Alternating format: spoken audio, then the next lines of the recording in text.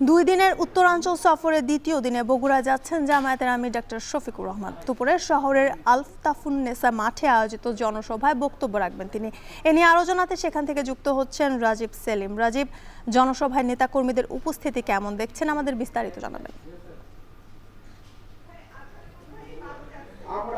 যথিকা নেতাকর্মী প্রচুর রয়েছে। সকাল থেকে এখানে বিভিন্ন উপজেলা ইউনিয়ন পর্যায় থেকে নেতাকর্মীরা এসেছেন, খণ্ড খণ্ড মিছিল নিয়ে এখানে জড়ো হয়েছেন এবং সকাল থেকেই তাদেরকে একত্রিত করতে এবং এখানে মনোযোগী করে রাখতে সকাল থেকে বিভিন্ন রকম ইসলামিক গান, নির্বাচনী গান এবং গজল পরিবেশন করা হয়েছে এবং তারপর কোরআন তেলাওয়াতের মধ্য দিয়ে এখানে আনুষ্ঠানিকতা শুরু হয়েছে এবং তারপর থেকে জেলা এবং উপজেলার বিভিন্ন পর্যায়ের নেতারা বক্তব্য রাখছেন। আর ঠিক এই জায়গাটিতে বগুড়া শহরের আলতাফুন্নেসার এই খেলার মাঠে জামায়াতের আমির ডাক্তার শফিকুর রহমান এসে পৌঁছবেন ঠিক 12টায়। আমরা কিছুক্ষণ আগে শুনছিলাম তাদের কাছ থেকে গাইবান্ধার পলাশবাড়ি উপজেলায় তিনি বক্তব্য রাখছেন, সেখান থেকে বগুড়ার উদ্দেশ্যে রওনা হবেন এবং বগুড়ার সীমানায় প্রবেশ করেই মোকামতলায় একটি পথসভায় ছোট্ট করে বক্তব্য দিয়ে তিনি আবারও এই আলতাফুন্নেসা খেলার মাঠের উদ্দেশ্যে রওনা হবেন, এখানে আসবেন, এখানে বক্তব্য রাখবেন এবং তারপর তিনি এখান থেকে সিরাজগঞ্জের উদ্দেশ্যে রওনা হবেন। সিরাজগঞ্জের যে জনসভা রয়েছে সেখানে বক্তব্য দিয়ে তারপর তিনি সেখান থেকে পাবনায় যাবেন এবং পাবনায় জনসভায় বক্তব্য রাখার মধ্য দিয়ে তার দুদিনের সফর শেষ হবে।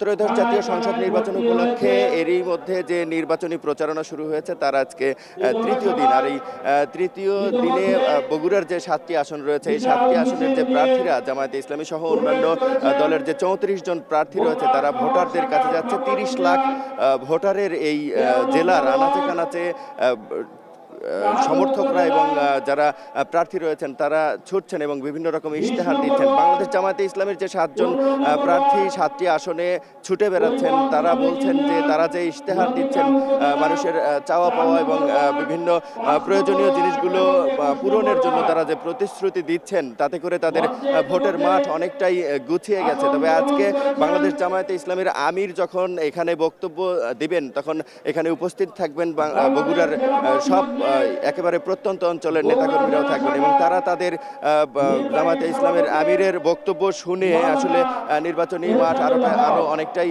গুছিয়ে যাবে এবং তাদের পক্ষে ভোটাররা রায় প্রদান করবেন এমন কথা তারা বলছেন। তারা বলছেন সকাল থেকে যে যারা বক্তব্য দিয়েছেন এখন পর্যন্ত জেলা এবং উপজেলার যে নেতারা তারা বলছিলেন যে বগুড়ার যে ধানের শীষের যে ঘাঁটি বলা হয়ে থাকে সেই ইতিহাস তারা এবার বদলে দিতে চান, এমন কথাই বলছিলেন বক্তব্যে। এই ছিল আমার কাছে বগুড়া থেকে বাংলাদেশ জামায়াতে ইসলামের আমিরের এই অনুষ্ঠানের সবশেষ।